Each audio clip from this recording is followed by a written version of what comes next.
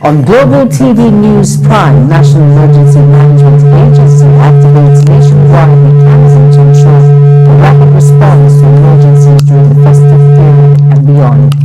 Business Nigerian's crude oil output raises by 35,000 barrels per day. Another foreign scene, 4 Thai soldiers killed as Colombia conflict escalates. And in sports, African Union grants Nigeria television. Coming to you live from the nation's capital, Abuja, I am Jumai Manson. Now, a quick reminder that Global Television is on DSTV channel 365 and Star Times channel 276. Now, the news in full. The Director General of the National Emergency Management Agency, Ms. Zabadia Umar, has stated that the agency has activated its preparedness mechanisms nationwide to ensure a rapid response to emergencies during the festive period and beyond. This exercise, she also urged Nigerians to remain safety cautious throughout the festive season. NEMA coordinates disaster response efforts in Nigeria, working with federal, state, local agencies to mitigate the impact of natural and human-induced disasters. The Independent National Electoral Commission in Akwa Ibom State has registered 76,534 people in a just concluded phase of the continuous voters registration exercise, which ended on December 10, 2025. The Resident Electoral Commissioner in the state, Obo Ofonga, disclosed this in Uyo in a statement issued by the head of the Department, Voter Education and Publicity, Bukola Ojeme. Fonga stated from December 15 to 21st, the Commission will delay the preliminary list of registered voters to allow for claims and objections. A fraction of the People's Democratic Party, led by its chairman, Taminu Turaki, has held a closed-door meeting with former President Olusegun Obasanjo at his residence inside the Olusegun Obasanjo Presidential Library in Abeokuta, Ogun State. Among those present were former Niger State Governor Muazu Babangida Aliyu, former Plateau State Governor Jonah Jang, and other senior PDP figures. Details of the discussions were not disclosed, though the meeting comes amid ongoing realignments within the PDP and recalls Obasanjo's previous high-level engagement with party leaders ahead of past presidential primaries. Meanwhile, the leadership crisis within the People's Democratic Party, PDP, has entered a new phase as a fractional National Working Committee chaired by Taminu Turaki convened a high-profile meeting in Abuja with national co-official members, National Assembly members, and other party stakeholders. The engagements are aimed at stabilizing the opposition party structures ahead of the 2027 general elections. Our political correspondent, Obong Usoro, reports. The Turaki-led PDP National Working Committee held a strategic meeting with a broad cross-section of party leaders, including ex-official members, National Working Committee members, and the National Assembly caucus, to discuss the way forward for the opposition party.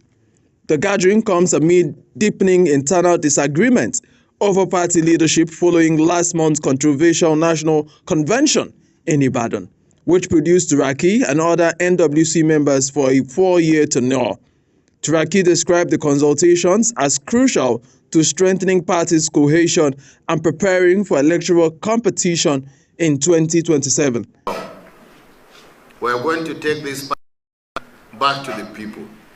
So if we are going to take this party back to the owners, who are Nigerian people. Speaking to key stakeholders, Turaki reiterated that the series of engagements, which include discussion with state chairman and party ex-official members, affirmed the legitimacy and acceptance of his leadership. At any point in time, you will be in a position in your own right to represent this party and to tell anybody who may need to know what the party is doing, what actually we are doing. The Turaki-led NWC has continued to reinforce its position. In a recent development, the party issued formal certificates of expulsion to several key figures, including Nyesom Wike, Ayodele Fayose, and Samuel Anyanwu, over alleged anti-party activities, signaling a hardline stance from the incumbent leadership. Ubong Usoro for Global Television News.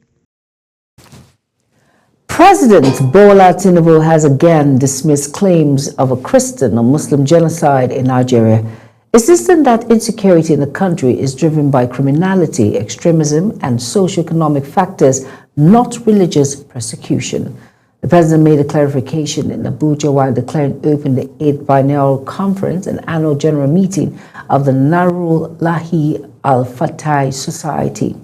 Tinubu, who was represented by the Attorney General of the Federation and Minister of Justice Lateef Fagbemi, said Nigeria's strength lies in its diversity and long history of peaceful coexistence among citizens of different faiths despite current security challenges. Nigeria and Finland have reaffirmed their commitment to strengthening bilateral relations following a high-level meeting between Nigeria's permanent Secretary of the Ministry of Foreign Affairs, Ambassador Donnoma Omar Ahmed, and Finland's Ambassador in Nigeria, Sanna Salin. The meeting held in Abuja focused on cooperation in digital infrastructure, cybersecurity, internal security technology, renewable energy, agriculture, healthcare, sustainable mining, and multilateral engagement. Finland also announced plans to establish a trade office in Lagos, while Nigeria pledged support for initiatives that promote innovation, security, and sustainable development. Moving on now, the Joint Health Sector Union and the Assembly of Healthcare Professional Associations have vowed to continue their ongoing indefinite strike unless the federal government meets their demands. National Secretary of the Union, Martin Egbenimbi, said the strike, which began on November 15, 2025, was triggered by the government's failure to implement the adjusted consolidated health salary structure and address welfare concerns.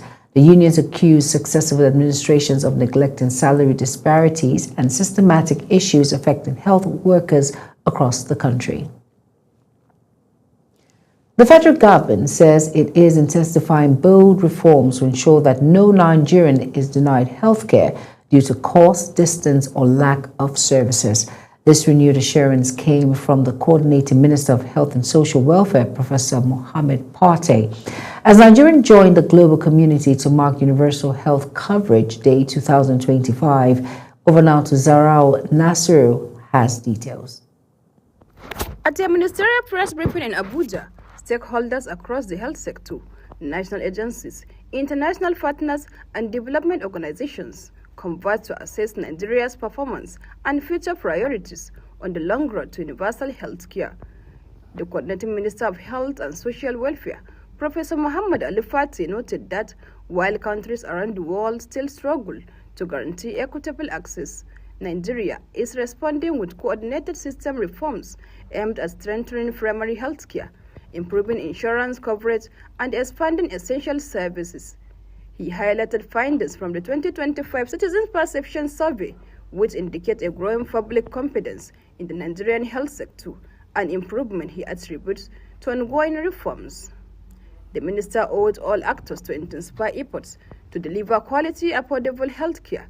In 2025 Citizen Survey, the confidence that this government considers public opinion health system decisions increased from 42% to 47% between the 2 years. The trajectory of the health system, more than 55% endorse the trajectory of the health system. It tells you that yes, we're making progress and there's a lot more to go.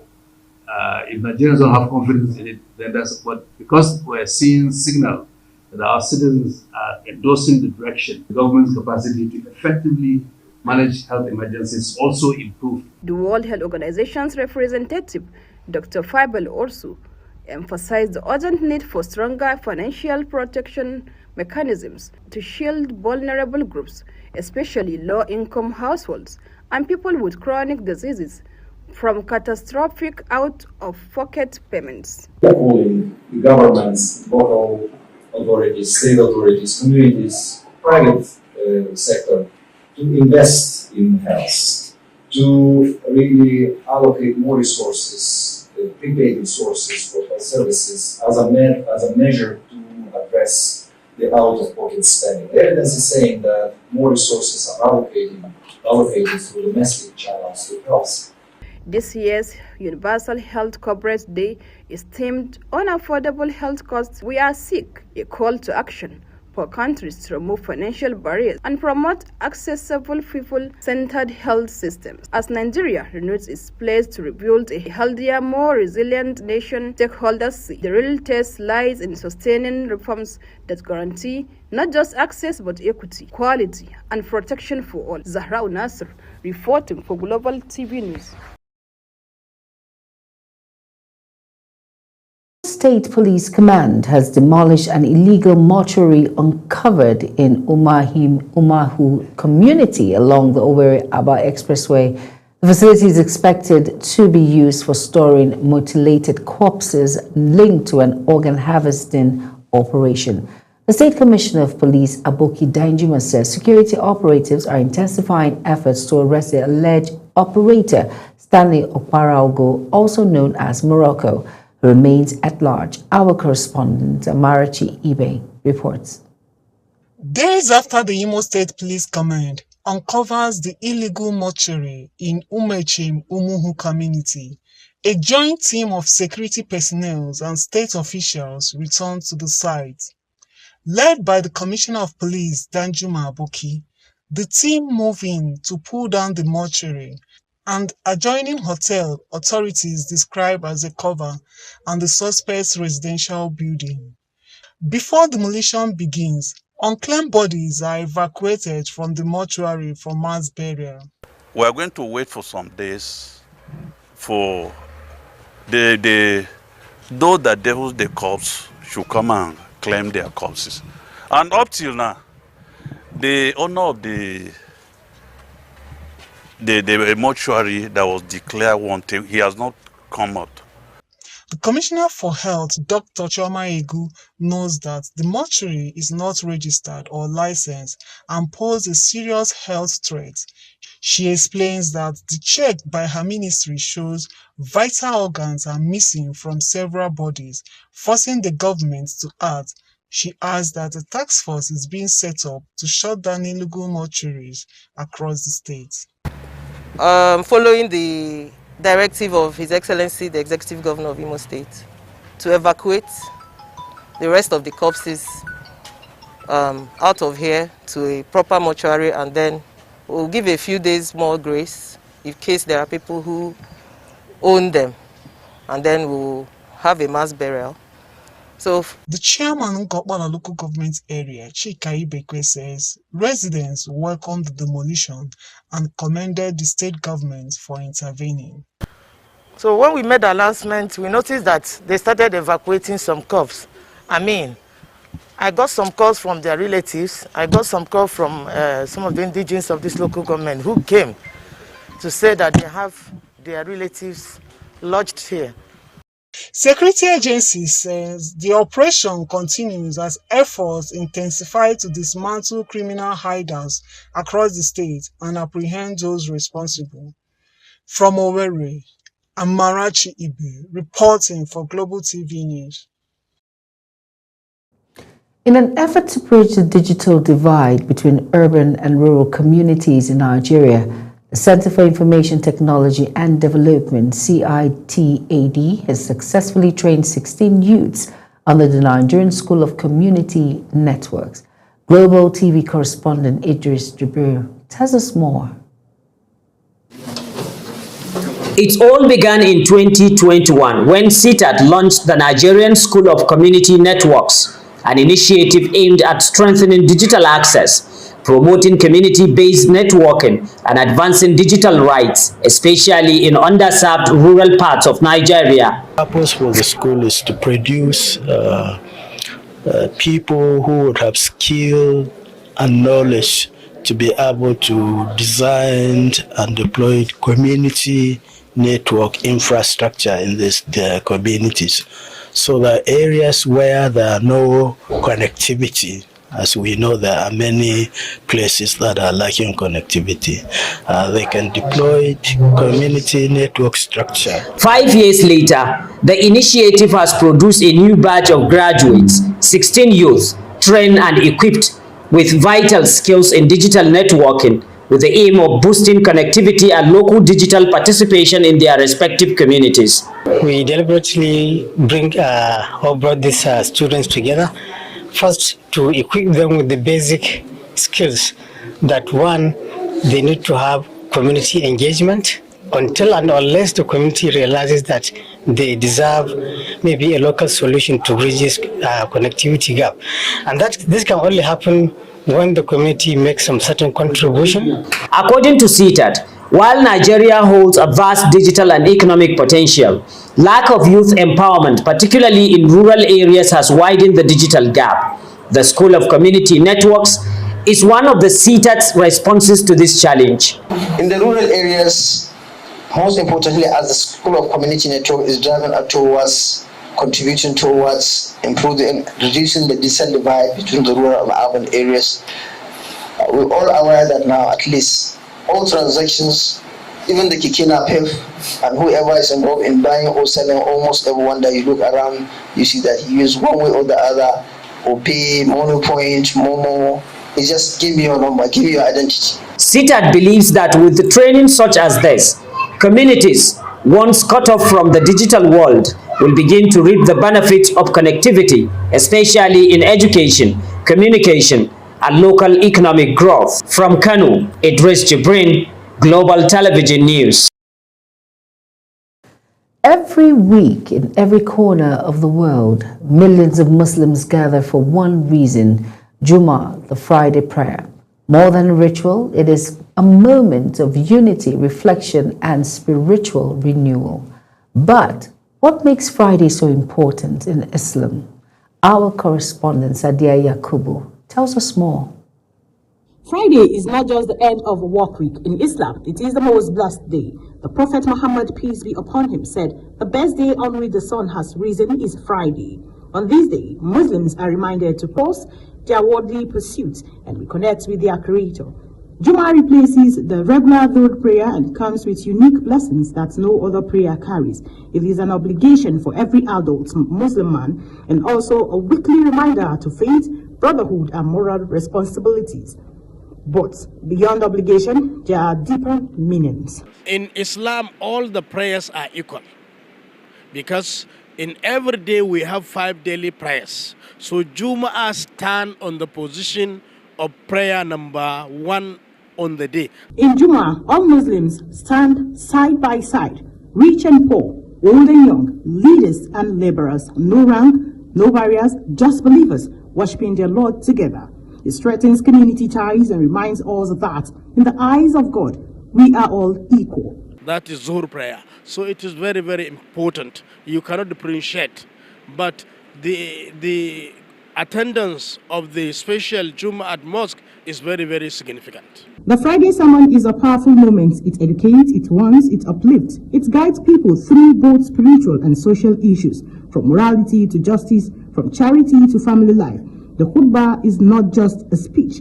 It is a weekly lesson for the soul. Khutbah is one of the requirements of the Jummah prayer. So it is very, very important. In fact, it is the khutbah that will address the entire congregation to tell them what to do.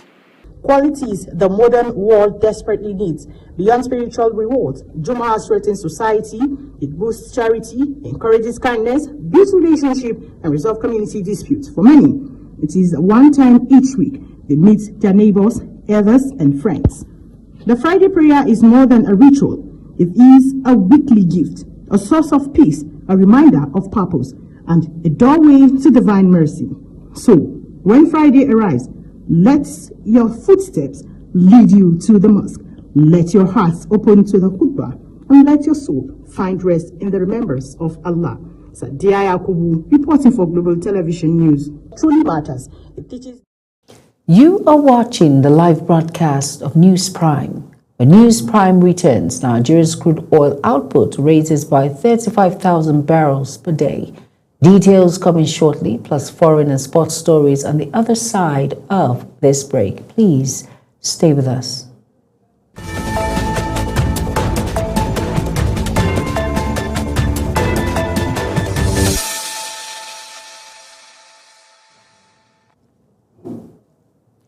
You're welcome back, and if you're just tuning in, this is News Prime on Global Television. Thank you for staying with us. In business now, Nigeria's crude oil production rose by 35,000 barrels per day in November 2025, reaching 1.4306 million barrels per day, according to December OPEC monthly oil market report. Despite the increased production remains below Nigeria's OPEC quota of 1.5 million barrels per day, marking the fourth consecutive month the country has missed its target. The improvement was attributed to enhanced upstream security and operational optimization, even as the government seeks a higher production quota. Moving on now to the Federal Executive Council has approved 3 major public-private partnership projects valued at over 6.43 trillion naira, signaling another significant wave of private sector investment into Nigeria's infrastructure landscape. The project for 2 deep seaports and a 460-megawatt hydropower plant from the second batch of PPP initiatives cleared by the Council within 1 month, underscoring President Bola Ahmed Tinubu's push for private capital as a driver of growth under the renewed Hope agenda. The approval was announced in a statement released by the Director General of the Infrastructure Concession Regulatory Commission, Jobson Ewolefo.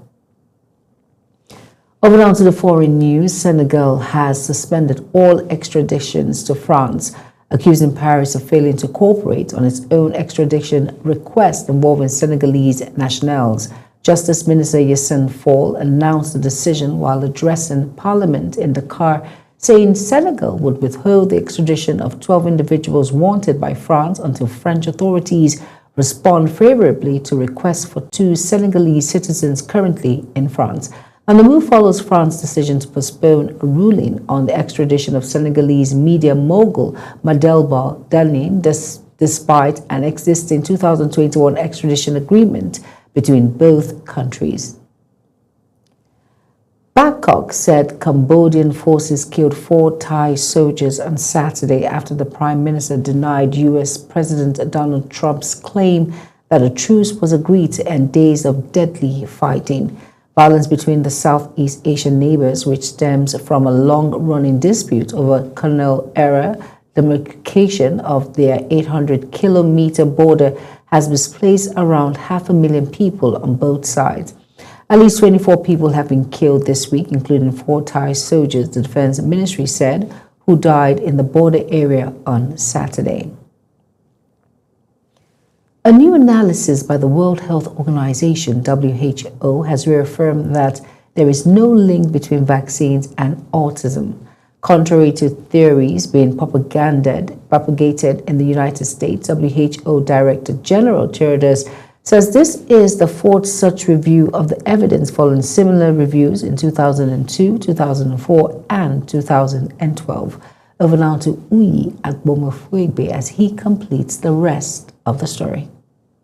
The U.S. Centers for Disease Control and Prevention last month revised its website with language that undermines its previous scientifically grounded position that immunizations do not cause the developmental disorder autism. Years of research demonstrate that there is no causal link between vaccinations and autism or other neurodevelopmental disorders. Yet, Robert F. Kennedy Jr., America's health chief, has long voiced anti-vaccine rhetoric and inaccurate claims connecting the two. However, WHO's Ghebreyesus told a press conference in Geneva that autism is not a side effect of vaccines. Vaccines are among the most powerful, transformative inventions in the history of humankind. Vaccines save lives from about 30 different diseases, including measles, cervical cancer, malaria, and more.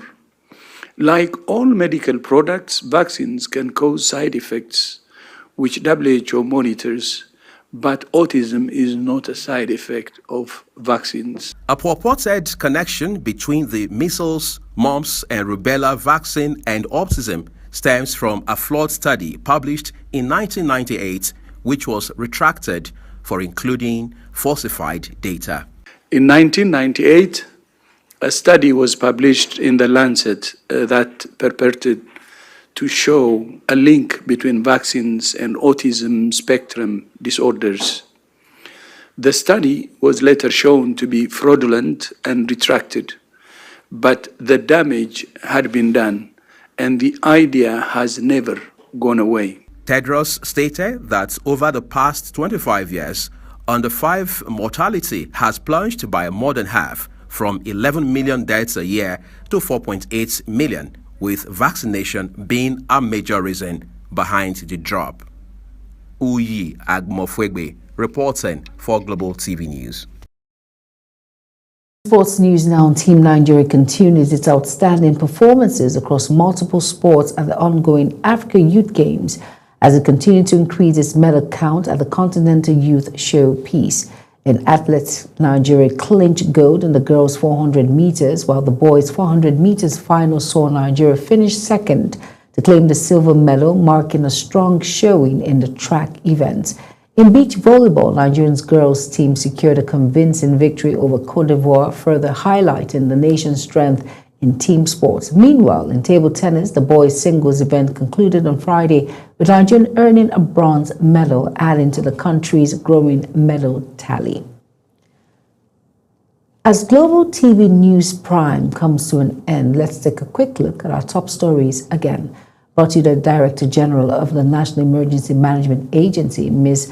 Zubaida Umar, has stated that the agency has activated its preparedness mechanism nationwide to ensure a rapid response to emergencies during the festive period and beyond. And in sports stories, Nigeria's crude oil production rose by 35,000 barrels per day in November 2025, reaching 1.436 million barrels per day, according to December OPEC monthly oil market report. And on the foreign scene, Bangkok said Cambodian forces killed 4 Thai soldiers on Saturday after Prime Minister denied U.S. President Donald Trump's claim that a truce was agreed to end days of deadly fighting. And finally, in sports, the African Union has formally awarded Nigeria the hosting rights for the 6th Specialized Technical Committee meeting of the African Union Sports Council, scheduled to hold in 2027. That's it on News Prime. A quick reminder that Global TV is on DSTV channel 365 and Star Times channel 276. Kindly follow us across all social media platforms now showing on your screen by using @Global TV NG. I am Jumai Manson. Thank you for watching.